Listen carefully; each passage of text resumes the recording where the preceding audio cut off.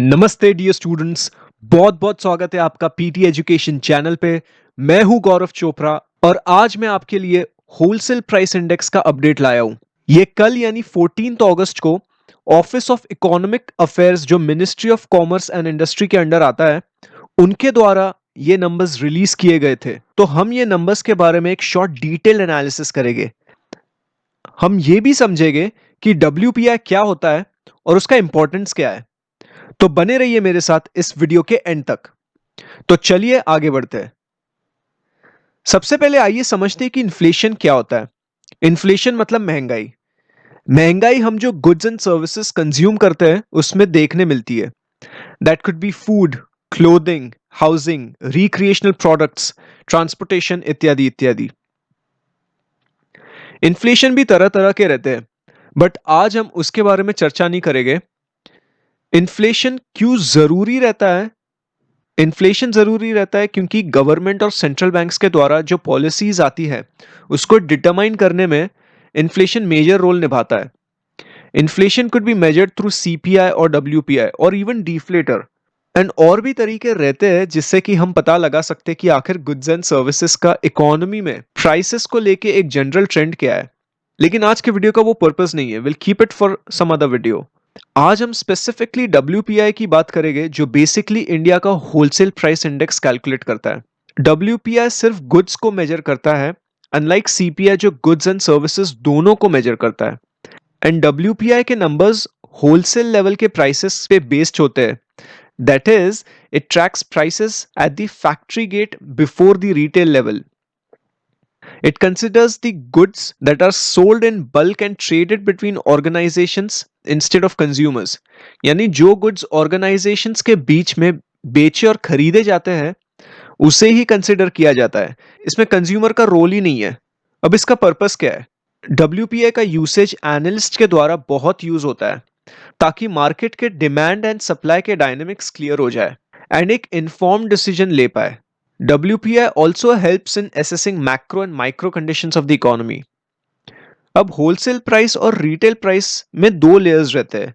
Wholesale price मतलब the price that a store और a business pays for goods that will then sell to the public. And retail price मतलब आप और मैं, हम जैसे लोग जो फाइनल प्रोडक्ट की प्राइस पे करते हैं, द मैक्सिमम रिटेल प्राइस या एमआरपी, उसे रिटेल प्राइस कहा जाता है। तो रिटेल प्राइस और होलसेल प्राइस में एडिशनल कॉस्ट भी रहते हैं। अगर हम होलसेल पॉइंट ऑफ व्यू से देखें तो पहला है transportation cost which is from the wholesale to the point of sale. And दूसरा लेयर है रिटेल मार्कअप का। रिटेल मार्कअप मतलब difference between the price of a product and the cost of that product. तो जो difference है वो profit है जिसे कि रिटेल मार्कअप भी कहा जाता है। अब डब्ल्यूपीआई का ट्रेंड अगर ऊपर जा रहा है तो जाहिर सी बात है कि इकोनॉमी में इन्फ्लेशन का एक अपवर्ड ट्रेंड है, यानी इकोनॉमी में इन्फ्लेशनरी प्रेशर है। एंड अगर डब्ल्यूपीआई का ट्रेंड नीचे की तरफ जा रहा है तो इकोनॉमी में डिफ्लेशनरी प्रेशर है। इन्फ्लेशनरी प्रेशर मतलब प्राइसेस इंक्रीज होए जा रही है।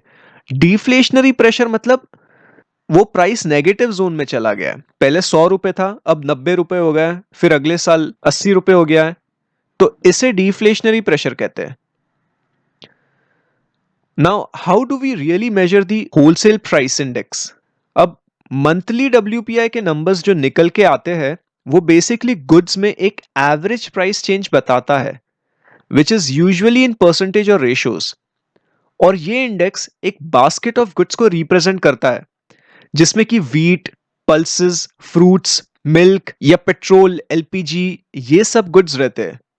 और इनकी जो प्राइस रहती है जो होलसेल मार्केट में बेची या खरीदी जाती है उसे एवरेज आउट करके ये इंडेक्स निकाला जाता है। अब हर एक गुड्स का वेटेज उस एवरेज में अलग अलग होता है।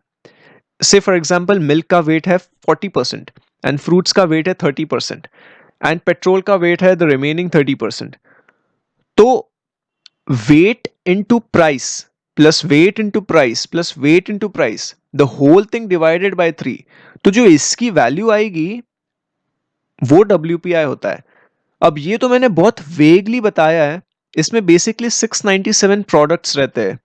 तो इन प्रोडक्ट्स को इस प्रोसेस के थ्रू कैलकुलेट किया जाता है और इसका बेस ईयर 2011-12 लिया जाता है। अब जैसे कि हम वेट्स की बात कर रहे हैं, तो जो कंपोनेंट्स रहते हैं डब्ल्यूपीआई में, उन्हें वेट्स दिए जाते हैं। अब डब्ल्यूपीआई में मेजरली 3 कंपोनेंट्स रहते हैं। पहला प्राइमरी आर्टिकल्स, दूसरा फ्यूल एंड पावर, एंड तीसरा होता है मैन्युफैक्चर्ड प्रोडक्ट्स। अब हर एक कंपोनेंट के सब कंपोनेंट होते हैं। जैसे कि आप इस टेबल में देख सकते हैं कि फूड आर्टिकल्स के under cereals, paddy, wheat, pulses, vegetables, potatoes, onion, fruits, milk, eggs, meat and fish, ये सभी आते हैं। एंड नॉन फूड आर्टिकल्स में ऑयल सीड्स आते हैं, और बाकी के तो प्राइमरी आर्टिकल्स में मिनरल्स एंड क्रूड पेट्रोलियम आता है। और इनके बाजू में ये जो नंबर्स आप देख रहे हो, वो इनके डेजिग्नेटेड वेट्स होते हैं जो डब्ल्यूपीआई में कैलकुलेट किए जाते हैं। और बाकी के जो 2 कंपोनेंट्स है, fuel and power and manufactured products, उसके भी सब कंपोनेंट्स दिए हुए हैं और साथ में वेट्स भी दिए हुए हैं जो डब्ल्यूपीआई के कैलकुलेशन में यूज होते हैं। अब इन गुड्स के वेट्स यूजुअली बदलते रहते हैं depending on the economic situation. अब डब्ल्यूपीआई का सब इंडेक्स होता है जिसे हम होलसेल प्राइस फूड इंडेक्स भी कहते हैं। फूड आर्टिकल्स जो हमने पिछले स्लाइड में देखा था, जो प्राइमरी आर्टिकल्स के अंडर आता है, उसमें से जो फूड प्रोडक्ट्स है और मैन्युफैक्चर्ड प्रोडक्ट्स में जो फूड प्रोडक्ट्स है, इन दोनों को मिला के बनता है होलसेल प्राइस फूड इंडेक्स। अब आइए आते हैं जुलाई के डब्ल्यूपीआई के नंबर्स पे। हम इन नंबर्स को बेसिकली ग्राफ से समझेंगे। मैंने ये स्लाइड्स आपके रेफरेंस के लिए लगा दी है, आप इसे जरूर पढ़ लीजिएगा। Now will come to the first graph which is wholesale price index. अब होलसेल प्राइस इंडेक्स का चार्ट हमें ये साफ साफ बताता है कि ये फिगर पिछले 4 महीनों से नेगेटिव जोन में ही रहा है। ऑन ईयर बेसिस पे ये फिगर -0.6% जुलाई के महीने में पाया गया है। पिछले साल के जुलाई के महीने में ये 1.2% की ग्रोथ दिखाई थी। तो इस रेंज में, यानी अप्रैल, मई, जून, जुलाई, इसमें हम एक डिफ्लेशनरी प्रेशर देख रहे हैं। जुलाई के महीने में हमें 0.6% की डी ग्रोथ देखने मिली है, और पिछले महीने ये कॉन्ट्रैक्शन 1.8% का था। थोड़ा ये डिफ्लेशनरी प्रेशर कम हुआ है पिछले महीने के मुकाबले। इसका मेजर कारण फूड एंड मैन्युफैक्चर प्रोडक्ट्स की प्राइसेस में जो बढ़ोतरी देखने मिली है, उसी के वजह से ये माइल्ड ग्रोथ दिखाया है। अब होलसेल फूड प्राइसेस के बढ़ने का मेजर कारण है रीजनल लॉकडाउन्स। अब जो कोई भी स्पेसिफिक रीजन में लॉकडाउन रहेगा, मतलब गुड्स की मूवमेंट्स नहीं होगी, which is essentially referred to as the supply chain disruptions. And now consumer would demand for food because खाना तो डेली यूज में लगता ही है। एंड अगर वो सीधे सीधे कंज्यूमर के पास नहीं जा रहा है, तो यहाँ पे मैन्युफैक्चरर्स की प्राइसिंग पावर इंक्रीज हो जाती है। Pricing power means demand for the product is high and manufacturers can dictate the level of price. But overall WPI का नेगेटिव जोन में रहने की मेन वजह है मैन्युफैक्चर्ड प्रोडक्ट्स पे प्राइसिंग प्रेशर होना। मैन्युफैक्चर्ड प्रोडक्ट्स बेसिकली 64% का वेटेज रखता है डब्ल्यूपीआई बास्केट में। उसका इफेक्ट ओवरऑल इंडेक्स पे पड़ा है। अब अगर हम प्राइमरी आर्टिकल्स की बात करें, तो we can see an uptick in the month of July जो 0.6% है as compare to the last month of June जो -1.2% था ऑन एन ईयर बेसिस।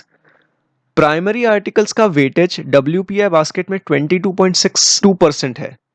जैसे कि मैंने पहले कहा कि फूड प्राइसेस की बढ़ोतरी के कारण ये नंबर बढ़ा है। फूड आर्टिकल्स में पल्सेस पिछले 6 महीने से 10% का इन्फ्लेशन रेट के ऊपर ही रहा है। अनियंस में डिफ्लेशनरी प्रेशर जुलाई के महीने में देखने को मिला है। वेजिटेबल्स के इन्फ्लेशन रेट जुलाई के महीने में 8.2% निकल कर आया है। तो फूड आर्टिकल्स ने 4.08% का इन्फ्लेशन रेट जुलाई के महीने में किया है। बट बाकी के जो कंपोनेंट्स हैं, non food articles, minerals and crude petroleum, इन तीनों के डिफ्लेशनरी प्रेशर की वजह से ओवरऑल प्राइमरी आर्टिकल्स का कंपोनेंट में इतनी ज्यादा बढ़ोतरी देखने नहीं मिली है। अब अगर हम फ्यूल एंड पावर कंपोनेंट पे आए, तो ये डब्ल्यूपीआई के बास्केट में कुल मिलाकर 13.15% का वेटेज देता है। एंड इस कंपोनेंट में थोड़ी सी बढ़ोतरी देखने मिली है पिछले महीने के मुकाबले। जुलाई में ये -9.8% निकल के आया है, एंड जून में ये -13.6% था। मई के महीने में ये अपने काफी निचले स्तर पर था, करीब -23.1%। जो कि अगेन लॉकडाउन इफेक्ट दर्शाता है। अब फ्यूल एंड पावर में 3 सब कंपोनेंट्स रहते हैं, LPG, petrol and HSG. HSG मतलब हाई स्पीड डीजल। अब एलपीजी जुलाई के महीने में -5.72% निकल के आया है। पिछले महीने यानी जून में ये -19.96% था और इनफैक्ट अप्रैल के महीने से ही ये नेगेटिव जोन में रहा है। इसका मेजर कारण है of course lockdown. Wholesale level पे डिमांड ही नहीं है तो प्राइसेस तो नीचे जाने ही है। तो इसमें साफ साफ डिफ्लेशनरी प्रेशर दिखता है। पेट्रोल जून के महीने के मुकाबले थोड़ा सा ग्रो किया है बिकॉज ग्लोबल क्रूड ऑयल की प्राइसेस में हल्की सी उछाल देखने मिली है। And even HSG, it has mildly shown growth in the month of July as compared to the month of June. तो मोटा मोटा ये कंपोनेंट अभी भी डिफ्लेशन जोन में ही है। अब अगर हम मैन्युफैक्चर्ड प्रोडक्ट्स के कंपोनेंट की बात करें तो इसमें हमें बढ़ोतरी देखने मिली है। इस कंपोनेंट का सबसे ज्यादा वेटेज है WPI बास्केट में करीब 64.23% का। एंड इसमें इन्फ्लेशन दिख के आ रहा है। जुलाई के महीने में ये 0.5% निकल के आया है एंड पिछले महीने जून में ये 0.1% ही था। अब ये उछाल लॉकडाउन रिलैक्सेशंस के वजह से है, जिसमें कंपनीज ने धीरे धीरे अपनी मैन्युफैक्चरिंग एक्टिविटी स्टार्ट कर दी है एंड इसके चलते मैन्युफैक्चरर्स की प्राइसिंग पावर इंप्रूव हुई है। अब 22 इंडस्ट्रीज में से 12 इंडस्ट्रीज ने हल्की सी प्राइस इंक्रीज दिखाई है, जैसे कि transport, motor vehicles, tobacco, leather products, wood products. इन सभी ने एक मॉडेस्ट ग्रोथ प्राइस के लेवल में दिखाई है। बट जो मैन्युफैक्चरिंग प्रोडक्ट्स के 9 सब कंपोनेंट्स हैं उन्होंने नेगेटिव ग्रोथ दिखाई है, जैसे कि textiles, basic metals and chemicals. तो इन सब ने नेगेटिव ग्रोथ दिखाई है। अब मैंने ये WPI inflation and WPI food inflation के पिछले 3 महीने का कंपैरिजन चार्ट लगा दिया है। आप अपने रेफरेंस के लिए इसे बाद में स्टडी कर लीजिएगा। Now what is the big picture here? WPI for the month of July is -0.6% and CPI for the month of July is 6.93%. तो एक ह्यूज गैप है CPI और WPI में, जो कि क्लियरली बताता है कि कंज्यूमर लेवल पे एक्सपेंसेस बढ़ रहे हैं एंड मैन्युफैक्चरर लेवल पे प्राइस कम हो रही है। If prices are low, then there is less demand in the economy. And if there is less demand in the economy, then companies won't shoot up the prices. It will give heavy discounts to the consumers. And इससे फिर companies का revenue कम होगा। And अगर company का revenue कम होता है तो company new jobs create नहीं करेगी या सैलरी हाइक्स नहीं देगी। So if expenses are increasing and income is not, then the economy would essentially be in a trouble, जो कि ये present situation से दर्शाता है। We will have to wait and watch on how government reacts on this. Well, that's all I have for this session. जाने से पहले what do you think? आने वाले टाइम में WPI और CPI का गैप बढ़ेगा या कम होगा? And if it does increase, then उसका कारण क्या होगा? Let me know your view in the comment section down below. We now come to an end to this session. Here are some useful resources for you from PT family. Make use of these. उम्मीद करता हूँ ये session आपको पसंद आया होगा। नमस्ते, जय हिंद।